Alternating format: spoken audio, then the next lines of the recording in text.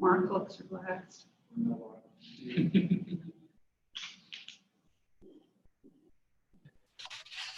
Reading numbers. Yeah.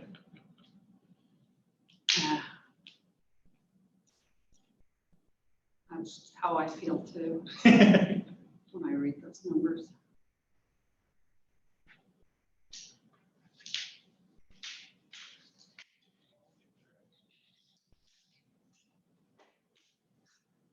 Ooh, you are backlit, Zach. In the shadows. Looks like I'm in witness protection. Yeah, that's what it looks like. Deep throat.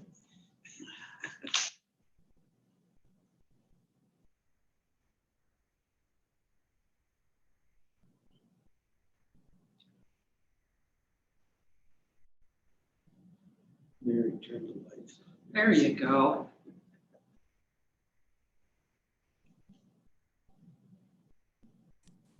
Hello, everyone. Hi, Christine.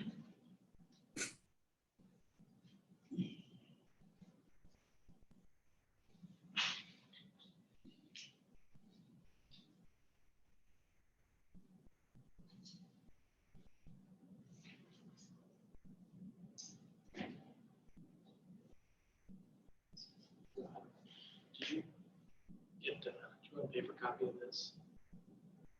No, if you don't, I'll make a paper copy. Yeah, that's a lot easier.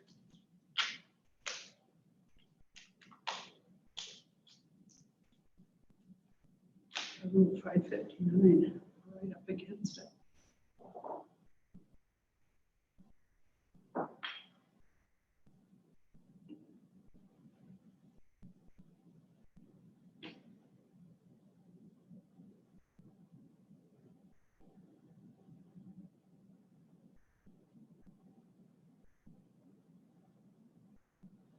Christine, I've never seen a background that was active.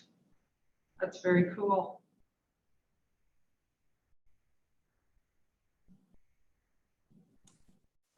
I wish I were there. Boy, me too.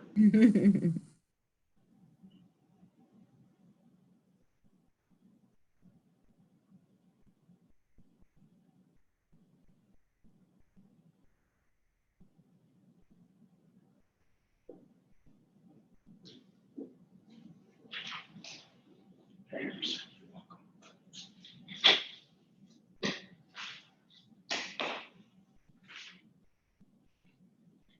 Should I keep reading or proceed? I think we go ahead. All right. I'd like to call our meeting to order at 6 p.m. Because of the format of our meeting, I am going to forego the Pledge of Allegiance and we'll move on to item C, considering approval of a plan for employee compensation during district closure from March 16th to April 30th. And the recommendation is that we approve this plan. Is there a motion? So moved. And is there a second? Second. Is there any discussion? I can provide a little bit of just knowledge base on the reason for this motion. It was recommended by school attorney early on in regards to this practice for holding harmless of employees, that best practice in regards to down the line. If we were to have a conversation about process in which we followed from May 16th to April 30th and paying employees and holding insurance and Wyoming retirement, there would have been action taken by the board in relation to this. So everything that you see within your packet regarding our communication that we had through that held true and was continued through and would be continued through April 30th. And so that's the thought process behind having this action for the Board of Trustees. And my understanding is essentially we're just ratifying the fact that we agree that these actions were taken and recording a vote on that ratification. Exactly. Anything further? Any other discussion, question?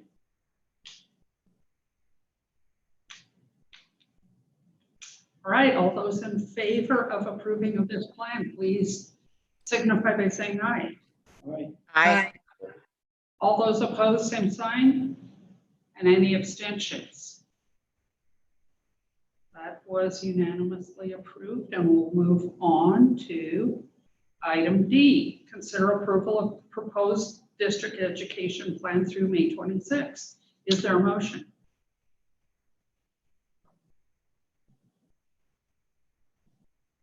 So moved. And that was Mark. And a second? Second. Thank you, Ryan. And discussion. And you'll notice that I just shared the screen and provided a very rough draft or outline. Last Thursday, we were provided with information from the Department of Education in regards to some loosening of the possible rules coming in and returning to school. Some of the things did change. We've been provided over those days some further clarity on what those items might be in regards to opening schools, even from the governor's 4 o'clock conference today, which again assisted us in providing some clarity. From the very beginning in April, when we implemented our remote learning plan, we were able to, in certain situations for high need students or students identified that we would be almost next to impossible to provide educational opportunities for, to have them in and on an individual basis.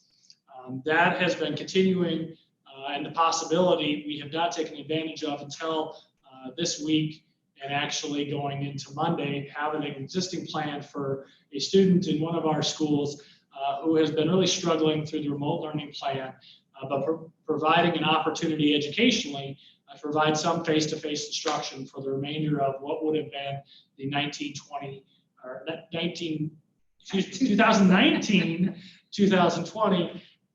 school year. And so what we are doing is very similar to what is outlined here. And we are looking at also allowing this individual instruction, not only in this one school, but also into any other schools within the district that might identify individual students where this remote education plan is not providing a proper educational opportunity for that student. These would probably be minimal numbers, as the majority of our students are being served in our remote learning plan. So as you can see on the return to school individual instruction that would start on May 4th, the student would be in the building between rough estimation between 1 and 3 hours.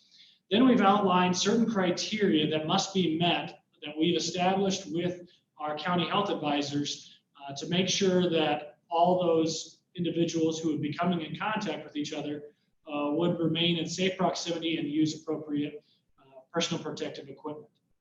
The piece there that is extremely important is the questions that are identified by each individual entering the building, our proximity to those students. This is much more difficult because the students we're identifying on an individual basis. The social distancing typically is not functional because these students are almost, in certain cases, hand-over-hand instruction. So proximity is almost necessary in order to have any educational opportunities. And so having those questions, having the personal protective equipment is extremely valuable in this situation. So we've outlined some criteria there. This type of individual instruction, as I put on the May 4th start date, would continue through May, June, July, and potentially August, depending upon relation to what the needs are for that individual student and what our guidelines have been set through county health officials. And Superintendent Kramer, with the screening questions and with the temperature taking, is that something that the school nurse will execute? That is correct. And there's a protocol to contact the nurse? Yep, actually right there in the paragraph that I'll quickly highlight here. Sorry. No, you're fine. In parentheses, you'll notice that each individual principal from their school will coordinate with the school nurse to establish times and dates. They will need to be present to perform those activities. Sorry, I should have read No, ahead. you're fine. I'm kind of skipping ahead because sometimes when I put on things, I don't, it's hard to make that balance between reading it out and having people kind of read through. And you'll notice that this is a rough draft. We were kind of expecting the Department of Education to provide a format in our meeting on Monday of what a school plan would look like. They have not had an opportunity to do that. And so this is, again, a very rough draft of what we will be implementing, but really wanted to get across some of the main points. And the biggest point being that unfortunately, working with county health, looking into the future, we will not be able to return to school in a regular fashion with the number of school days that we would have remaining until May 26th.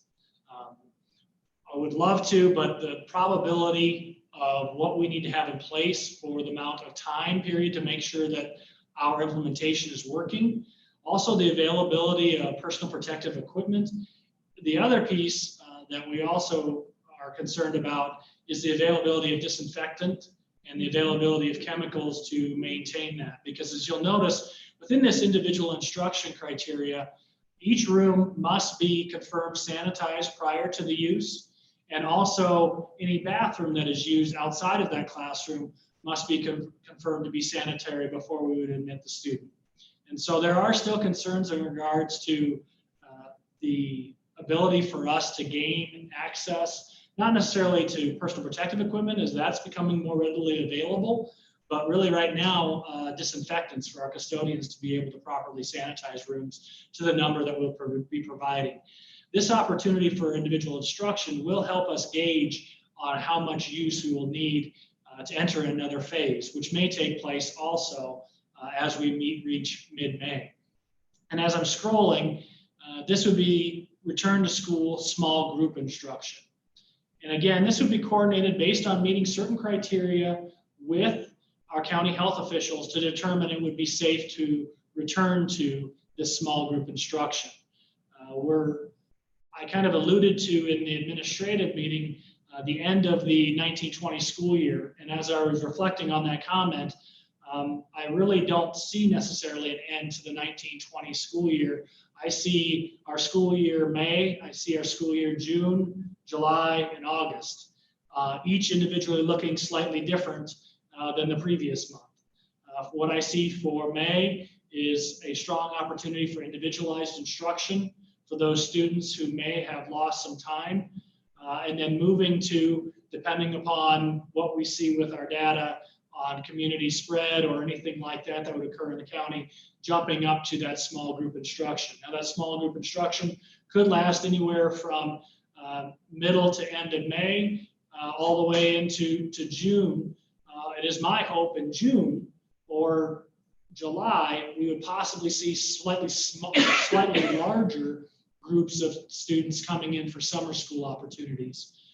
It would be my hope by July that we could be almost running a split session for summer school in which we had the possibility of getting larger numbers of kids within buildings. And my larger number would be somewhere in the area of up to 20 kids.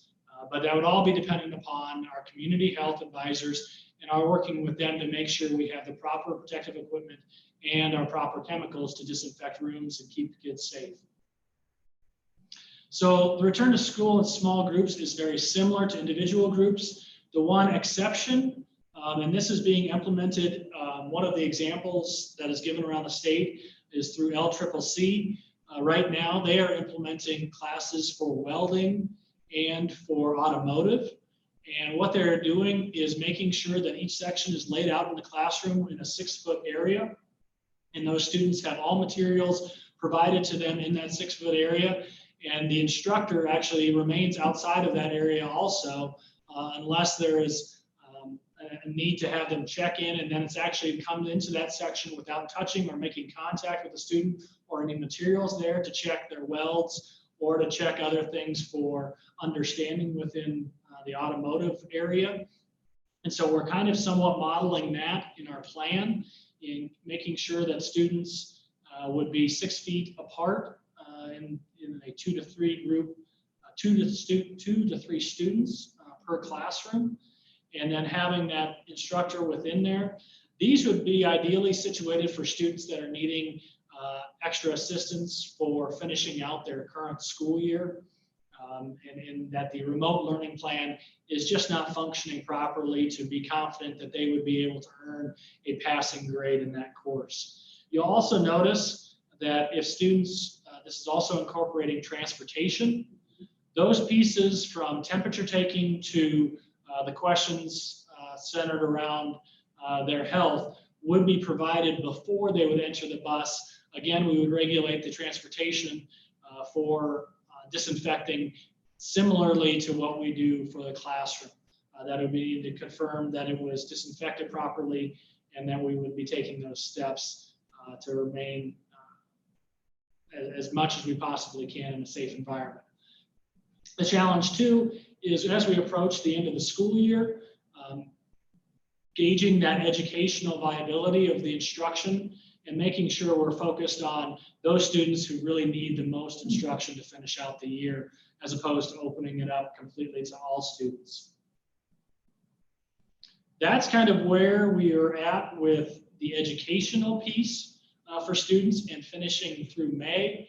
Again, I envision us in our continuous contact, as I've had almost daily conversations with our county health officials, trying to gauge what they're hearing from the state level, what we're seeing on a local level, to make sure we're implementing a plan that is coordinated for students, and using all those criteria from equipment, disinfectant, on the availability of that, and PPE, to seeing the educational viability.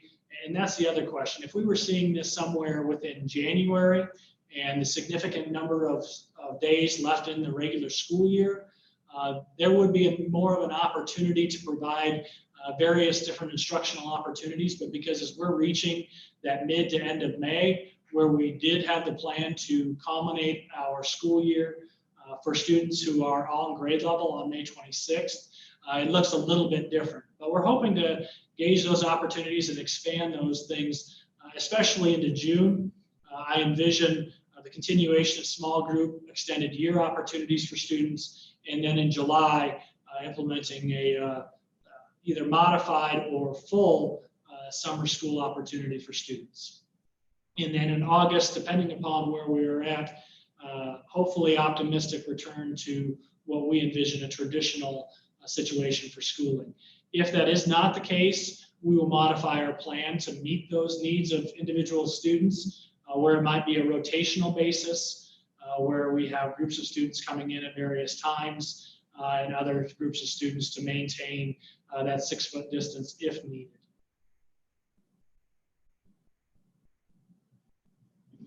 Also within this, I do want to share, because it is pertinent to the next agenda item, as we look at Monday, some employees will be returning to work regular hours, and laying out criteria for those employees in regards to social distancing criteria and expectations for monitoring of temperature, monitoring of health, and the ability to use proper personal protective equipment when performing their duties in close proximity with other individuals outside of the school area.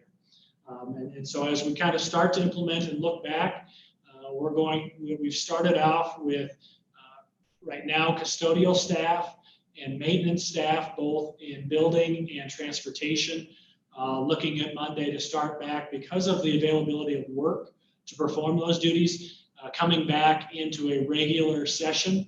For those that we have the ability to still maintain the amount of work being completed remotely, we will continue that modified schedule for some of our staff. And for others, it'll look differently as we kind of progress through continuation of reopening. When it is available to have an individual employee work remotely and get 100% of their job performance completed that way, we will continue to do that until we get to a situation in conjunction too with community health that we believe that we're at a point of having all staff return in a normal environment. And we've kind of done a balancing act with that situation, a balancing between the availability of work, how many hours of work, and what that entails, and then the safety of our staff members in doing so. and being able to provide that in an environment that is conducive to all of those things. In regards to graduation, I do want to have a conversation around that. I have a draft of a letter that I plan to provide to all parents. And in that letter, it lays out our graduation dates and the expectation for making a decision. It is the expectation that I have that we will make a decision 3 weeks prior to each date. That will be May 1st for our May 24th date. So this Friday, and I will visit with Community Health to determine if it is going to be feasible May 24th. Right now, that does not look like there's a high probability to be able to have that. If that is not the case, we will then go to our June 13th, and we will make a decision 3 weeks prior to that date if we will be able to do that. It also provides a little bit more of elaboration in the August date, that if we're unable to reach a traditional ceremony on that August 1st date, we will try to then modify our ceremony to meet the needs of students and balance out what requirements we have. Some of the ideas that we are planning are for an outdoor ceremony, and being able to then have social distancing laid out and being able to provide families with that opportunity to see and experience a ceremony that will be as close to traditional as possible. But that will be also touched upon in the letter that will be sent out to all families, also including the potential plan and continuation of our remote learning plan.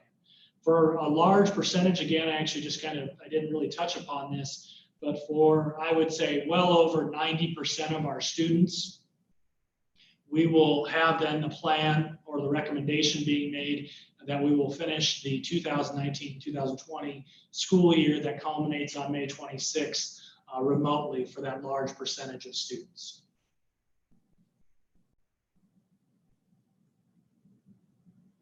Mr. Kramer, I have a question regarding that. So finishing May 26th, is there instruction going to end prior to that? Some of the neighboring school districts I did see are ending it like a week prior, so that check-in process of electronic equipment, et cetera, can be done while maintaining the social distancing. So I was just curious.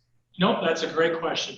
Yes, we do plan to provide, right currently now, the majority of classes are providing work on the beginning of a week to be provided then when they're finished. And so we are looking at mid-May to be the assignments around May 12th, around May 15th. That week the teachers will provide their last set of assignments to students.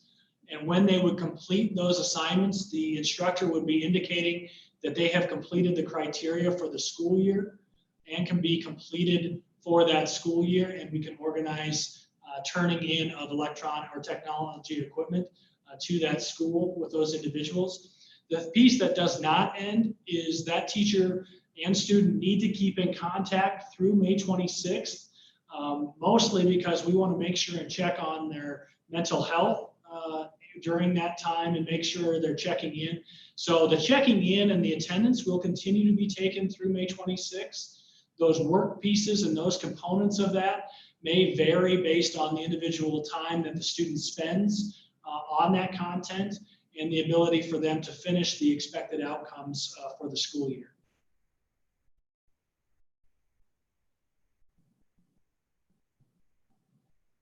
Does that kind of answer it, Zach? I think he may have frozen, maybe. But I'm assuming that kind of answered it. Any other questions, suggestions, concerns? Will that be similar to library books as well? I have a couple that I don't really know what to do with. But I'm sorry, Sarah, could you repeat the first part of that question? yeah. So would that be similar to library books? I know I have a couple at my house that I don't really know what to do with. No, absolutely. All of those things too would be encompassing. Right now, we're kind of working in principles in regards to dates for having students come in and get any materials that were left, because we still, from elementary on to high school, we still have a lot of materials left in lockers, desks from March. And so coordinating that with each individual building, that is also included in the letter that will be sent to staff and students and parents tomorrow, will be a collaboration on an opportunity, and principals will organize that per their building. The challenge will be on organizing that in a way to maintain social distancing and also managing that opportunity for families to get those materials. And we also do have some medications that were non-essential medications also that would need to be picked up in the office. So it's still a big undertaking in regards to how we check out students. Also, the number of textbooks that students have in addition to their technology materials that they have in the home. All of those things will kind of set out for opportunities to return, like you had said, Sarah, library books, textbooks, uniforms, all of those will be included in a checkout procedure at each individual building.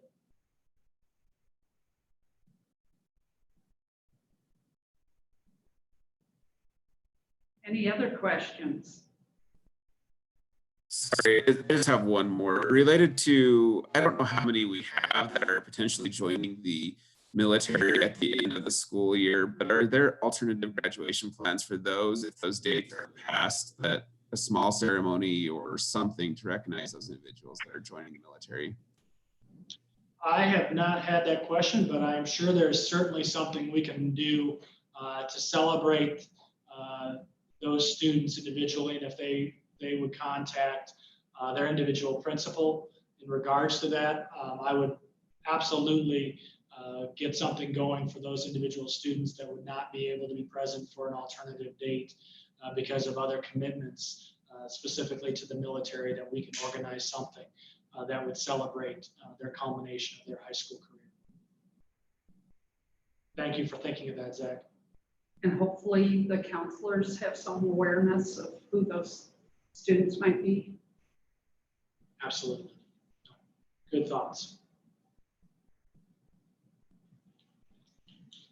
All right, we have a motion to approve of the district education plan as Superintendent Kramer presented it.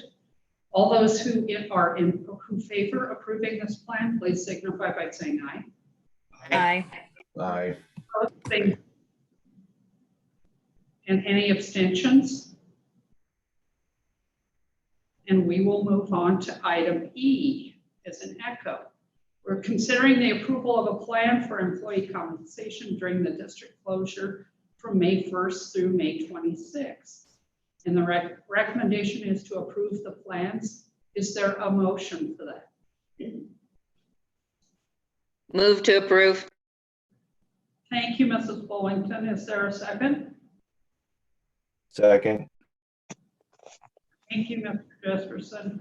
Is there any discussion of this motion? I can kind of add a little bit more elaboration. From even mid-April, we have been able to confirm all employees in all areas. The directors or principals in each area have provided Marcy and myself with a list of employees and what their jobs have been and what pieces of their job they have been performing. And so we've been able to monitor that, and we'll continue to do that throughout May, where we've had some individuals, whether they be integrated within transportation, now working in food service, or we have individuals who were in transportation now working in mowing the facilities and such. And so we've been able to move people around and provide working opportunities that aren't necessarily exactly as their job description may have implied through the regular school year, but we've been able to provide them and have them work available either remotely for educational assistants that have been working phenomenally with individual students in support of what they do in the regular classroom, to those working in food service as we approach the huge number. I think last week, I think we sent out 2,400 meals last week to families. And so there are definitely job opportunities. And please, if anybody asks, I think there is kind of an idea that no one in schools is technically working.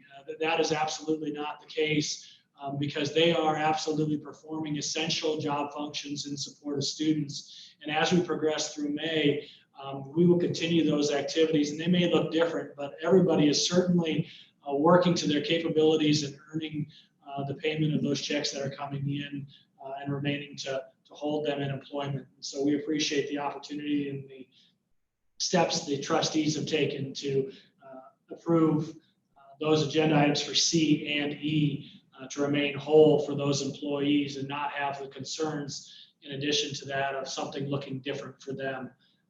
And done an excellent job. And I want to commend the food service and all the volunteer food service employees for putting out 2,400 meals in a week. In a week. That is just astounding. It is. A wonderful service to the community and to our stakeholders, our students and their families. So great thanks. Any other discussion on item B?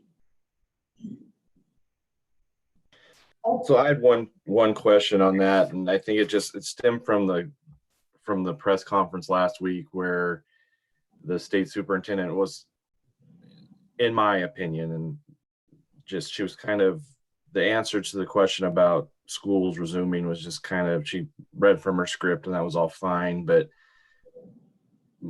we're assuming that there's still not going to be any sort of funding decrease based on what's happening. That is correct.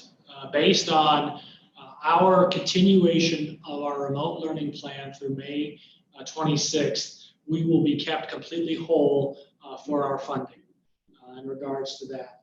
There also are opportunities as we are looking into for CARES dollars and Gear Up dollars to support summer school activities and to support next fall our hope to actually have extended learning opportunities beyond the regular school day to really try for those students who may have lost ground over these months to catch them back up to where we really are comfortable with their activities. Okay, thanks. I just wanted to make sure to clarify that I wasn't saying we shouldn't continue on even if the funding wasn't there. I just wanted to get that question answered in my head. Based on some of the press conferences over the last week, I would absolutely advise asking as many questions as possible. So thank you, Mark.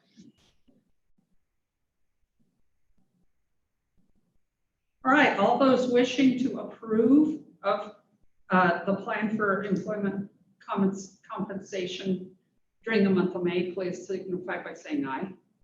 Aye. Aye. All those opposed, same sign. Any abstentions? And that item passed unanimously. Item F, we are considering the acceptance of resignations as submitted. There are 3 of those. Is there a motion? So moved. Thank you, Mr. Wagner. A second? Second. Is that Mr. Clayton? Yes. Thank you, sir. Any discussion? I just want to add, we regretfully accept these resignations as 3 very esteemed teachers leaving our district and thank them for the number of years of service that they've provided to the district. They will be definitely missed from our school buildings. Profoundly. I agree. Thank you. All those in favor of accepting these resignations, please signify by saying aye. Aye. Aye. Aye. Opposed, same sign.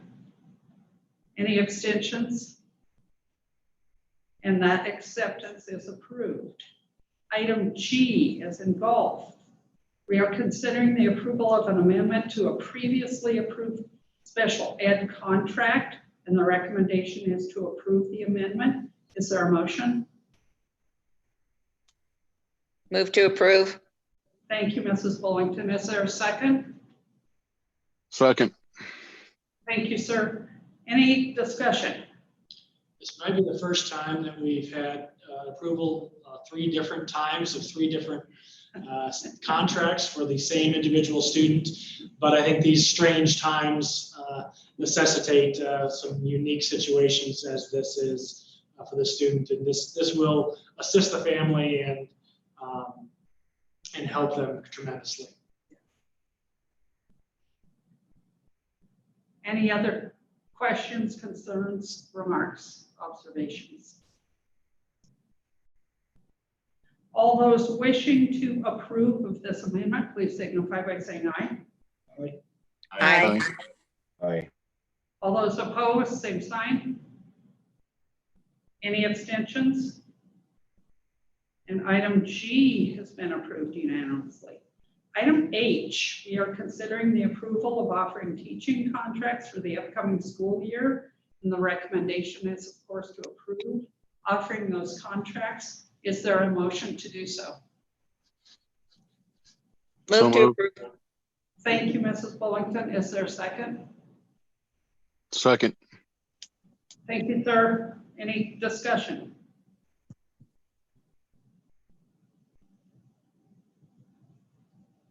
Wonderful. Those of you who wish to approve offering these teaching contracts, please signify by saying aye. Aye. Aye. Opposed, same sign. And abstentions.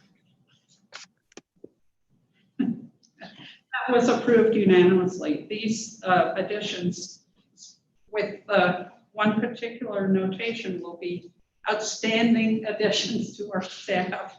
I know Mrs. Kramer has not previously been employed in special ed, but I know she has a great deal of experience firsthand and was integral to working at Lincoln in their program. So I know that she will just hit the ground running.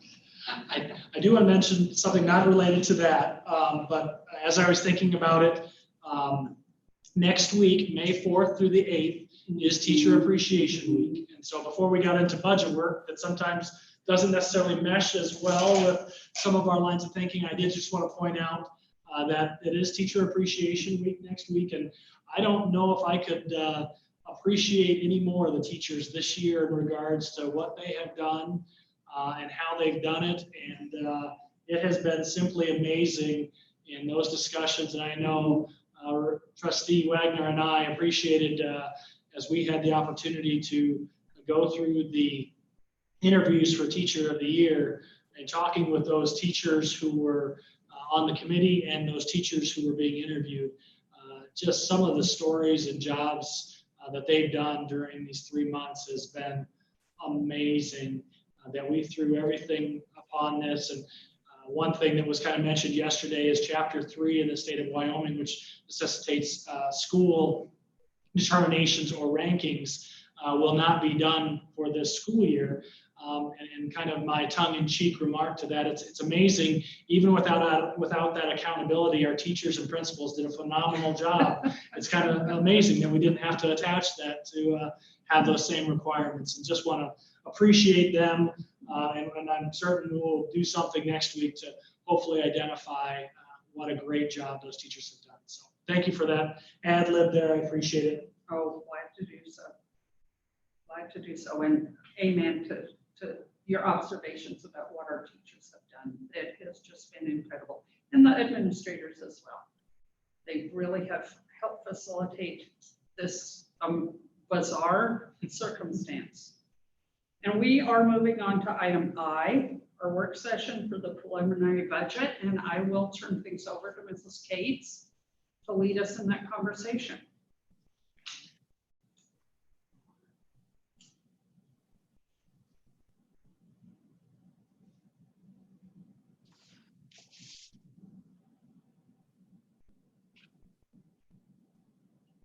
And Marcy, I don't know if you're muting your mic intentionally or if that's an accident, but we don't have you yet.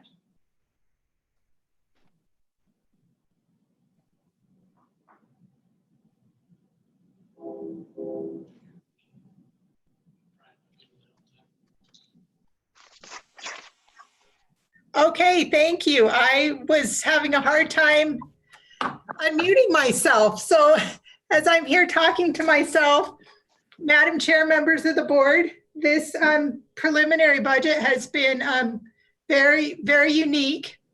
Mm.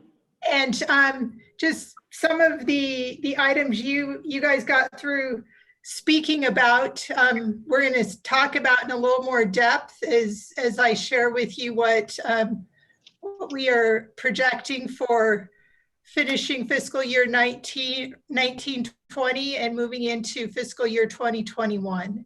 So you should be able to see some funding changes on your screen. If we follow along, I'll do my best to provide this presentation remotely. The legislature through this fiscal year for 21 that we're looking at did approve 4 external cost adjustments. I think about an external cost adjustment similar to cost of living adjustment that we often can equate to the private sector.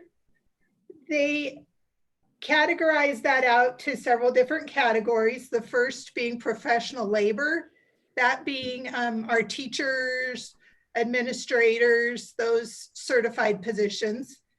That increase of 1.488% yields Goshen County School District $185,000. The non-professional labor saw an increase of 2.091%, and that yields us $51,000. The energy classification, which is our utilities, was only increased just shy of 1%, 0.936%, for an increase of $8,900. And then supplies was a 5.857% increase for $144,000. The next line item that takes into account with our budget is our ADM, or our population. And as Mr. Kramer has shared throughout past board meetings, we are in an increasing student population environment, which is very exciting for the budget. Our ADM looks at a 3-year average, and we look to increase by 7 students, which will yield us approximately $67,000. And then the last category, if you think back to last year when we were working through the budget process, the state health plan did not see an increase to insurance. And many of us districts really felt like that didn't relate to a correct market picture. So this year, the state health plan saw a very large increase, which several of us feel like it kind of brought the insurance classification into line. That increase yields the Goshen County School District approximately $349,000.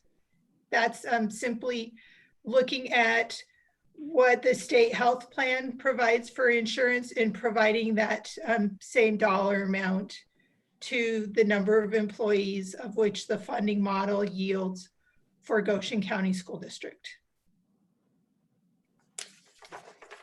Revenues, of course, are the first part of the budget in order to be able to determine what kind of expenses we can incur. The second piece that I look at are the reimbursables. And those of you that have been around for a while can remember when transportation and special ed were reimbursed at 100%.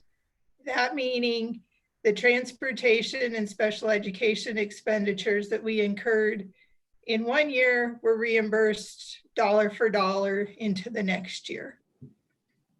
That was changed a couple of years ago.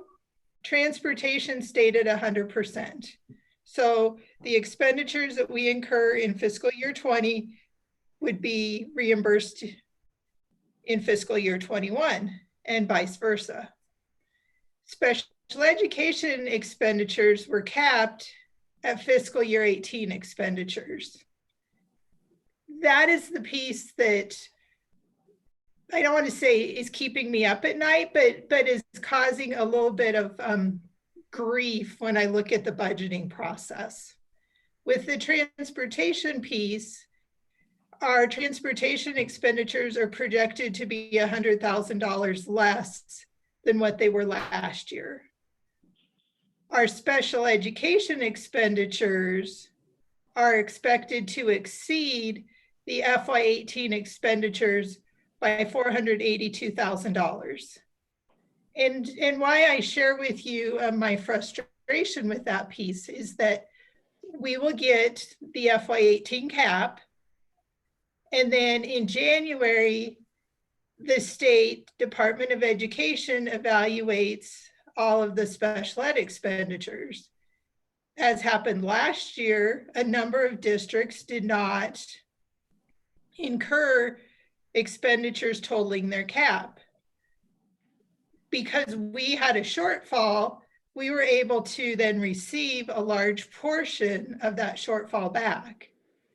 That's very hard to budget for. So you're going to see the budget that I'm presenting this evening is minus that $482,000. And anything that we get back in January would be additional excess funds that would increase the revenue unplanned. As I go through this, if you have any questions, please feel free to stop me as well. The next piece of both revenue and expenditures is the district's contribution to the Wyoming retirement system. Currently, for next fiscal year, that's the highlighted area on this slide, an employee's total retirement contribution will be 18.12%. The legislature has approved, going several years out, that retirement contribution increased by 0.5%. In that increase of 0.5%, an additional quarter is being funded, with a second quarter being unfunded. What I'm getting at is that right now, employees are paying 1.63%. The district is paying 15.99%. For next year, one of the items that we will need to determine is, with that additional 0.5%, the logical thing is that a quarter of that become the employer responsibility based upon that being funded and the district being compensated for that. So the district portion would increase to 16.24. It will need to be determined if the employee contribution increases by that additional quarter or if the employer pays that. And I'll walk through that in a couple of more slides.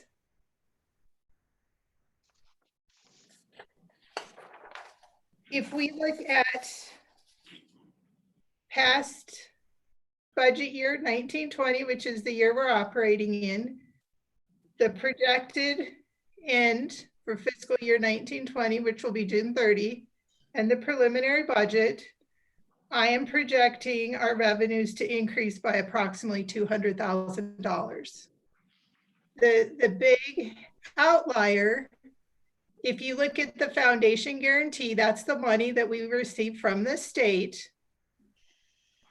In looking at our budget, we budgeted $29,640,000. We actually received, or will receive by the end of June, $30,272,000. That increase is that special ed cap that we received in June, in January. That is that difference where where we exceeded, and we were one of the districts that benefited from other districts not spending out their cap. The foundation guarantee that I'm budgeting of $30,408,000, that has 500,000 of special ed expenditures that we don't know if we would be receiving reimbursement for. I can't budget for that money because we don't know how other districts will spend their special ed cap. Non-local resources, you're going to see that decreasing quite significantly. That includes things such as rental of our facilities, gate receipts, and interest earned on our deposit accounts. Interest has gone down drastically. And we also don't know what gate receipts and those kind of things will look like for next year. The retirement reimbursement, that is the piece where I was sharing with you on the previous slide with the additional 0.25% of funding outside of the model exclusively for Wyoming retirement reimbursement.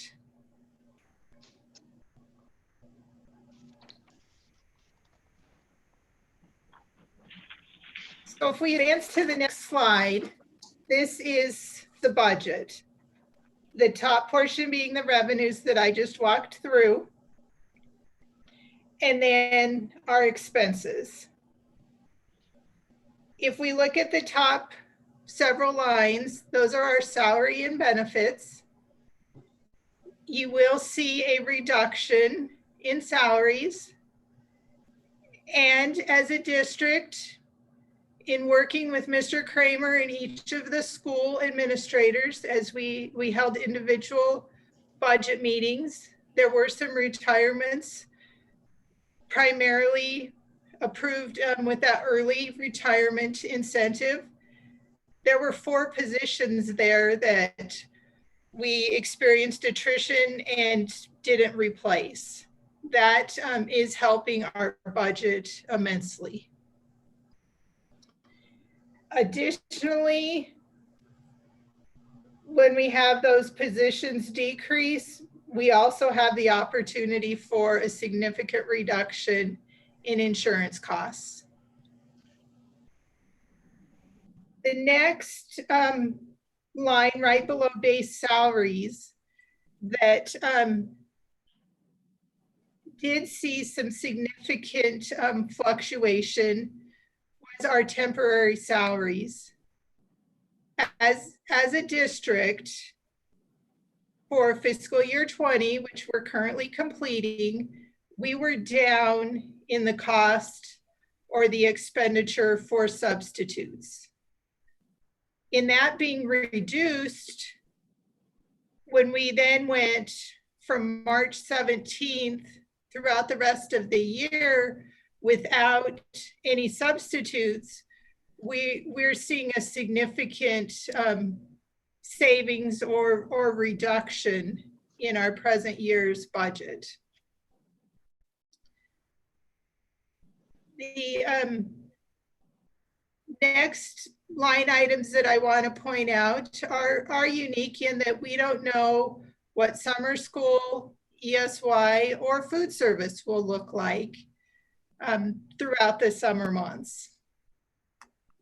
ESY was slated for June. If we can offer it in June, the particular items would fall in line with the budget. Otherwise, it will fall in with next year. We do have 150,000 budgeted for summer school, and for ESY, we have 50,000 budgeted.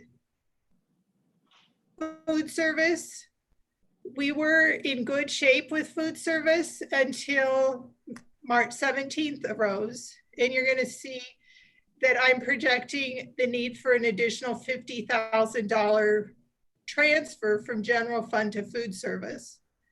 What happens there is that we are providing approximately 400 breakfasts and 400 lunches a day. Our reimbursement covers meals costs. However, it doesn't cover all of our salary costs. So there's the potential for that to increase transfer. Some of the other ones are very straightforward. Bus lease payment, next year that will go down. We will have a bus, a year of bus leases paid off. Next year, in consulting with Donna Bott at Transportation, there's potentially the need for 2 activity buses to be replaced. I have that in here as a purchase. In doing that as a purchase, we would expend the money fiscal year 21 and receive that right away in fiscal year 22. Utilities, I have that projected right close to budget. I'm seeing some drastic reductions in utilities based upon our buildings our traffic in buildings being reduced. We're able to put some of our HVAC systems and that kind of thing in unoccupied modes. I do have that budgeted at a slight increase. We also had a very warm, very mild winter when we look at temperatures. Building budgets are rather stable when you look at the budget from this year to next year. Schools were allowed to carry over 25% rather than the 15% that they had been allowed to carry over in years past. That's why you show the expenditure being slightly reduced from the budget.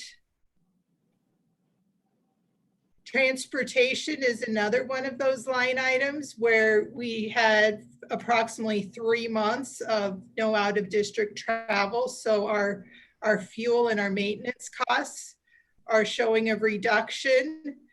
Fuel is very low right now, but I do have an increase budgeted. Not knowing what fuel and demand will be like next school year. And non-reimbursable travel, I have that slightly increased, that being staff travel. In talking with Mr. Kramer, it's kind of an unknown as to what staff travel and usage of our staff vehicles might be for next school year. Special ed supplies are very stable. Out of district placement has had a little bit of a up and down to it. We do have a reduction in consulting with Trina Nickel, the special education director. The 400,000 should be pretty much where we are right now. If there are additional placements, we have the carryover that we can cover it until the following year. We have contracted for physical therapy and speech, and those are 2 areas depending upon the need for summer services and how we continue to provide those services. There may be some additional contract services provided. Technology, you may see what looks like a little bit of a spike for projected fiscal year 1920. In visiting with Brian Foster, where he will be recommending some computer purchases in May.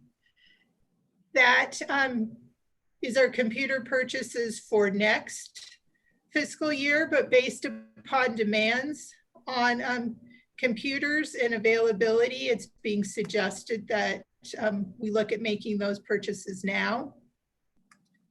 Curriculum supplies, which encompasses gifted and talented facilitators and English language learners, that is down in that we did not have a textbook adoption or any curriculum materials purchased this year. The money was budgeted, just not spent. Custodial is pretty static. We are going to be presenting the purchase of some replacement mowers and maintenance equipment in May, so that's budgeted into the projected category. Property and liability insurance, I have not seen what our renewal might look like, but historically we've looked at a 30% increase. So I have that figured into here. Central administration is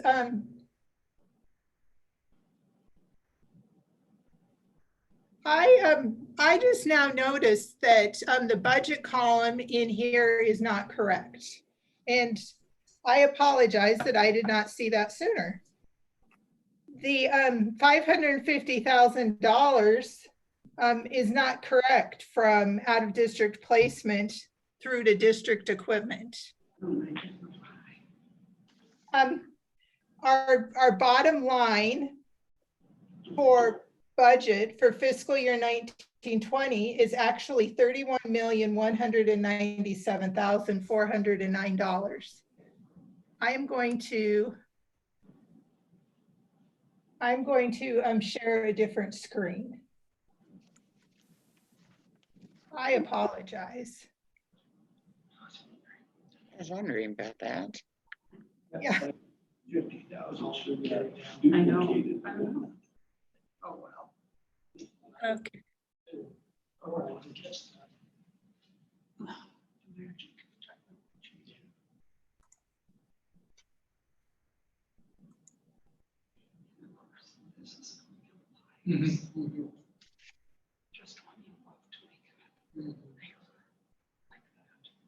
Okay.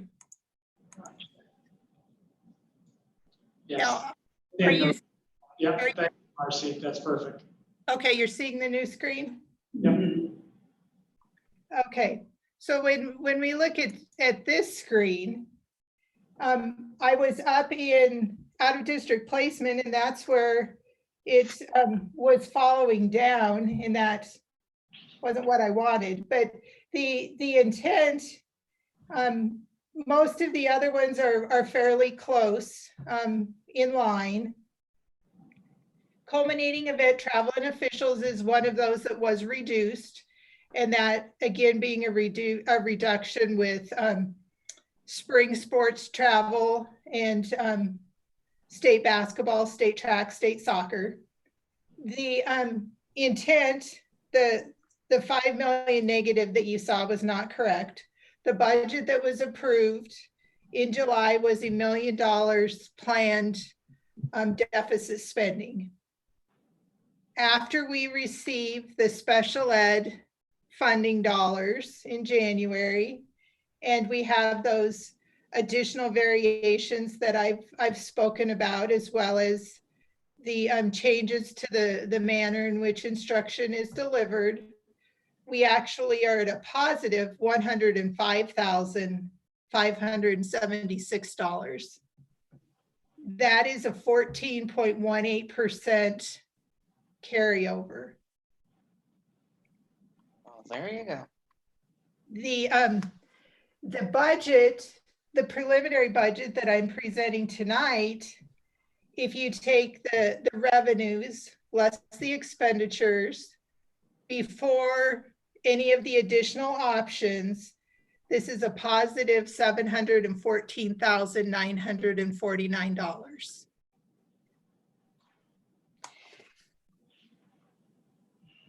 Now, instead of going to the slide, I'm going to just scroll down here to the unallocated funds, which the board handouts mirrors this next section. The additional items for consideration or the cost of any benefits are the items shared in preparation for salary relations. And steps and lanes and the cost of that is included here. Steps being based upon years of employment, lanes being educational experience, primarily on the certified or administrative schedule. The 0.25% increase that I spoke about being unfunded to the Wyoming retirement system is at $55,000. Our health insurance, which when we approved WEPT, it was approved knowing that we were seeing a 10% increase, that being $403,000. And then it always appears that people want to know what the cost of an increase to base would be. So I have a 1% increase to base. That would be $455 on the certified and administrator scale, or 12 cents on the classified scale, will cost $144,000. All of those items are at a cost of $892,000. We take the 714 less the 892, we would then be a planned deficit spending of $177,083. That puts us at 13.53%. Now I'm going to see how tech savvy I am and see if I can get my PowerPoint shared back.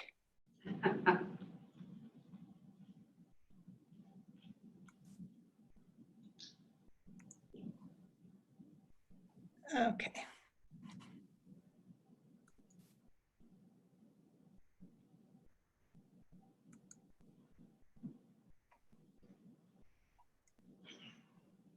Okay, hopefully you can see the history of our cash reserves. Yes. Okay, if you go back and think about where I'm looking at us finishing the year at 14.18%, that's on the bottom of here as FY20. Our maximum that we can carry over is 15%. With the management council meeting on Friday and some of the CARES Act legislation, they are looking at a 1-year increase to that 15%, taking it to 25%. I shared that with you in that I get nervous if we get over 15%, we have to send the money back to the state. So I like to stay right around that 14. We do have some additional leeway because of the increase to 25. But the uniqueness that I see with this year's budget is being at 13.53%. If we would get 500,000 in special ed money as to that expenditure over the cap, this 13.5 could potentially exceed the 15%. 1% is approximately $350,000. So when I'm looking at this budget, it's very difficult because we don't have all of the answers and there's several moving parts. But I think it's important for you to understand that when I look at this 13.53, I think that that's very close to the max of what we could take into, that we could end fiscal year 21 with.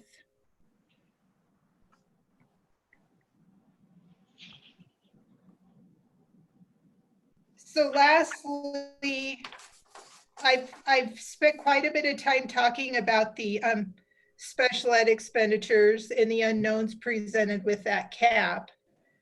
I think it's also important to recognize that the Wyoming retirement system increase of 0.5%, 1/4% unfunded is not just a current year occurrence. it's something that is ongoing, and we need to be prepared for that increase. That concludes my presentation. I apologize for the typo, but I'm open to any questions, comments, items that you'd like clarification on, or things that you would recommend be changed. Marcy, I've got a question. Yeah. I see on our preliminary budget for next year, we have $2,640,537 for retirement. And you talk about these new retirement numbers, partially funded, unfunded. Of the percentage that the district is paying right now, the 15.99, is that all funded by the state, or is some of that unfunded and we're picking it up anyway? Can you tell me what percentage total is funded right now? Yep. Or next year? Yep. When you look at this, I went back to the bottom retirement sheet. Mm-hmm.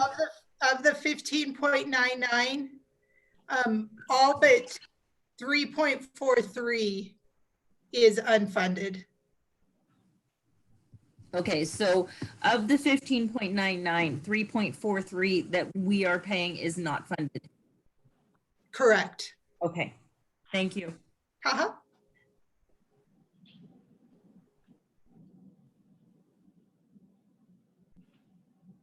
Other questions?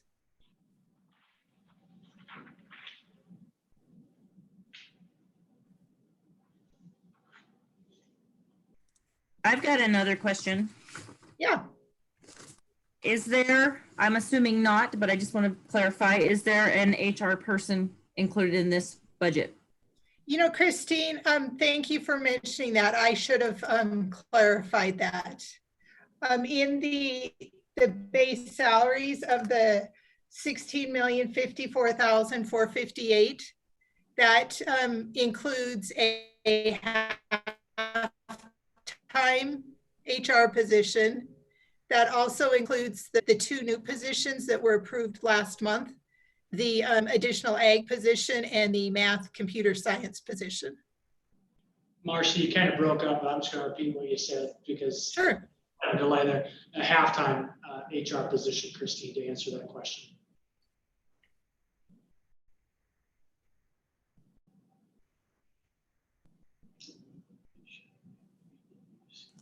Do we think it likely that we can find somebody to that job half-time, or what are we thinking there? Right now, I don't envision, I think it's got to be coupled with another position, and that's where we're going to first investigate the opportunity to combine that with another position that is existing and changing that.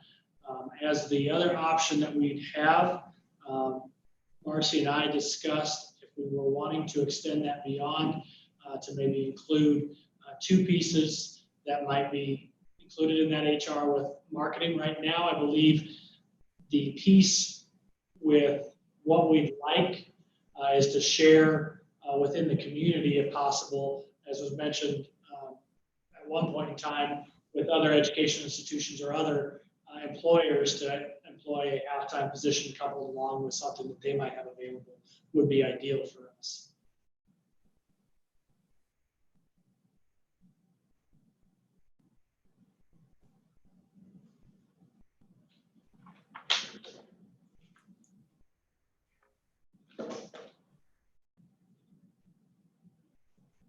Any other questions, concerns, suggestions, observations?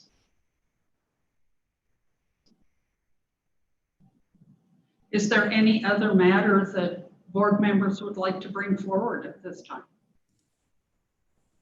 Is there a plan for the salary relations process? I know we talked about, a few of us talked about some stuff last week, but can you share with everybody what the plan is, please? Yep, I will be contacting GCA representation in regards to our preliminary work on the budget tomorrow and discussing with them what we'd like to see going beyond and and coming forward in the near future to have that outlined.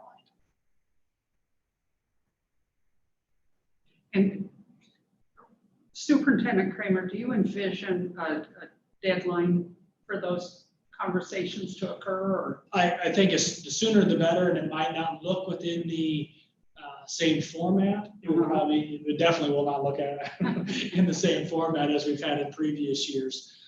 But in relation to the things that we have budgetarily, I would say that would be sooner than later in regards to those conversations. And it would be, as I envision, significantly different in any format we've done before.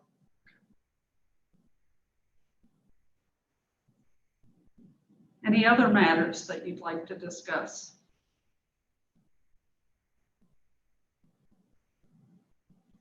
Well, hearing none, I will declare our meeting adjourned. Thank you very much, folks.